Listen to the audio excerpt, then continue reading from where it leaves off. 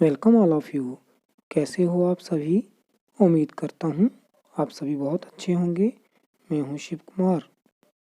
हमने 5th class की EVS की बुक लुकिंग अराउंड या आसपास के चैप्टर नंबर 16 के पार्ट 1 और पार्ट 2 में जाना था कि हमें अपने आसपास की सफाई स्वयं करनी चाहिए। हमने बहुत सारे ऐसे लोगों को देखा है जो कि उन कामों को करते हैं जिन्हें वो करना पसंद नहीं करते हैं। हमने जाना था कि ऐसे काम जिन्हें करना कोई भी पसंद नहीं करता, अगर ये काम कोई भी ना करे तो क्या होगा। यदि एक हफ्ते तक कोई भी हमारे घर के आसपास फैला कूड़ा कचरा साफ ना करे तो फिर क्या स्थिति हो सकती है, ये बातें हमने जानी है। हमने गांधी जी के आश्रम की एक घटना के बारे में भी जाना है। आपको याद होगा क्या है ये घटना?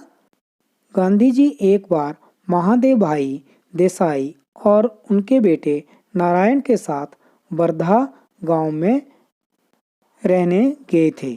वहां पर उन्होंने स्वयं साफ सफाई करनी शुरू कर दी थी। तो गांव के कुछ लोगों ने साफ सफाई की रिस्पॉन्सिबिलिटी महात्मा गांधी जी और उनके साथियों की समझ ली थी। यह बात नारायण भाई को बहुत बुरी लगी थी और उन्हें बहुत गुस्सा भी आया था।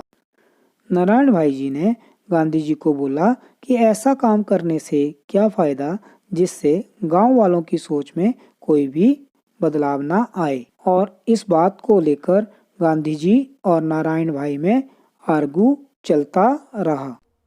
अब हम 5th क्लास की ईवीएस की बुक लुकिंग अराउंड या आसपास के चैप्टर 16 के पेज नंबर 151 से कुछ और बातें जानने का प्रयास करते हैं। आप सभी अपनी बुक का ये पेज खोल सकते हैं या इस पेज को अपनी स्क्रीन पर भी देख सकते हैं। टेल, बताओ, why did Gandhi ji and his team start doing the job of cleaning? What do you think about this? Gandhi ji ने भी खुद और अपने साथियों के साथ सफाई का काम करना क्यों शुरू किया होगा? तुम्हें क्या लगता है? तो बच्चों, आपको क्या लगता है गांधी जी ने ऐसा काम क्यों किया होगा? क्योंकि गांधी जी मानते थे कि साफ सफाई करना हम सबकी रिस्पॉन्सिबिलिटी है और यदि हम खुद साफ सफाई करेंगे तो दूसरों को भी साफ सफाई करने की सीख दे सकते हैं। Do you know any such people in your area who try to help others in solving their problems? Find out and discuss in the class. क्या तुम ऐसे किन्हीं लोगों को जानते हो जो आसपास के लोगों की कठिनाइयों को आसान करने की कोशिश करते हैं? पता करो। तो बच्चों, आप ये जानने की कोशिश करो कि आपके आसपास में ऐसे कौन कौन लोग हैं जो दूसरों की हेल्प करते हैं और उनकी प्रॉब्लम्स को सॉल्व करने के लिए हमेशा तैयार रहते हैं। क्या आप भी दूसरों की प्रॉब्लम को सॉल्व करने में हेल्प करना चाहोगे?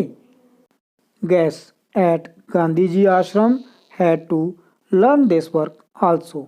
If you were one of these guests, what would you do? Gandhi ji के आश्रम में आने वाले नए मेहमानों को भी इस काम को सीखना पड़ता था। अगर तुम इन मेहमानों में से होते तो तुम क्या करते? तो बच्चों, क्या तुम इस काम को सीखते और करना पसंद करते? आप सोचकर इस प्रश्न का जवाब लिखें। मुझे लगता है आप में से सभी बच्चे ये काम सीखना पसंद करते क्योंकि आप साफ सफाई को पसंद करते हैं। What are the toilet arrangements in your house? Where is the toilet? Inside the house or outside? Who cleans the toilet? तुम्हारे घर में टॉयलेट की क्या व्यवस्था है? टॉयलेट घर के अंदर है या बाहर? टॉयलेट कौन साफ करता है?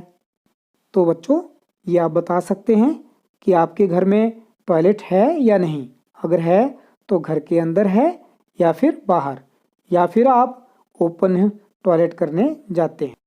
और क्या कभी आपने भी अपने घर के टॉयलेट को साफ किया या नहीं?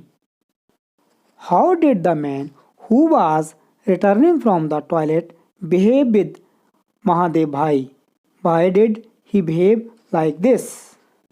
गांव में टॉयलेट की तरफ से लोटा लेकर आ रहे आदमी ने महादेव भाई के साथ कैसा बर्ताव किया और क्यों?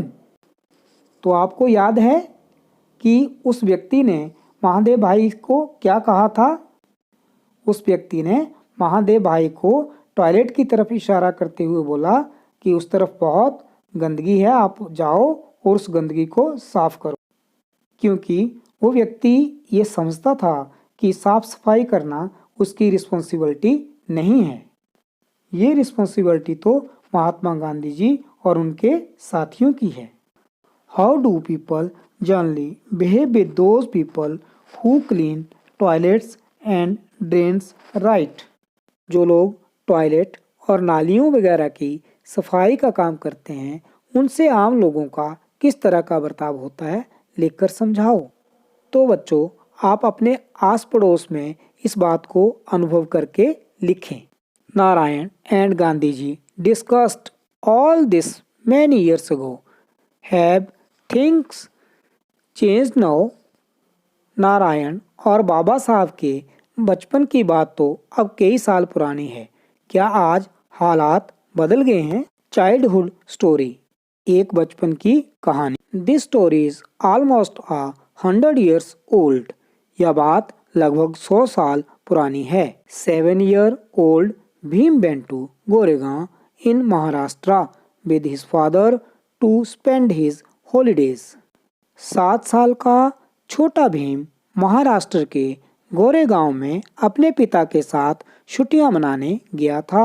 He saw a barber cutting the long hair of a rich farmer buffalo। उसने देखा कि एक नाई किसी बड़े किसान की भैंस के बाल साफ कर रहा था। He thought of his own long hair.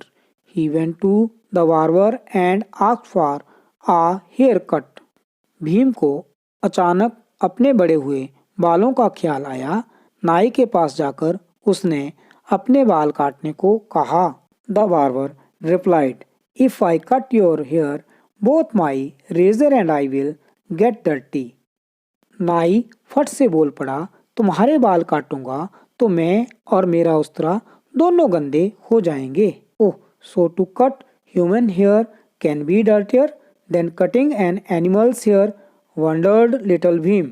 अरे, क्या इंसान के बाल काटना भैंस की खाल साफ करने से ज्यादा गंदा काम है? छोटे भीम ने सोचा। Later this little Bhim was known as Bhimrao Baba Saheb Ambedkar. आगे चलकर यही भीम भीमराव यानी बाबा साहब अम्बेडकर के नाम से दुनिया भर में मशहूर हो गया। Baba Saheb fought for justice for people like him. Baba Saheb ने अपने जैसे लोगों पर होने वाले अन्याय के खिलाफ लड़ाई की। After India's freedom the constitution was prepared under the leadership of Baba Saheb. आज़ादी के बाद बाबा साहब की अगुवाई में ही हमारे देश का संविधान तैयार हुआ। तो बच्चों, हमारे देश के संविधान को तैयार करने में किसने अगुवाई की? भीमराव अंबेडकर ने। A conversation in school the reality today. School में एक बातचीत आज का सच। I am Hetal and this is Meena.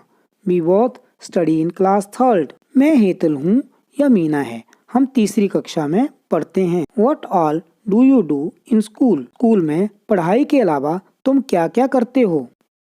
We clean the ground. हम ग्राउंड साफ करते हैं। Do all children clean? No, not all. सब बच्चे? नहीं, सब बच्चे नहीं करते। तो बच्चों, आपको क्या लगता है, हम सबको अपने स्कूल का ग्राउंड मिलजुल कर साफ करना चाहिए या नहीं? हमने इस चैप्टर में सीखा कि हमें मिलजुल कर साफ सफाई करनी चाहिए और अपने आस पड़ोस और स्कूल का ध्यान रखना चाहिए।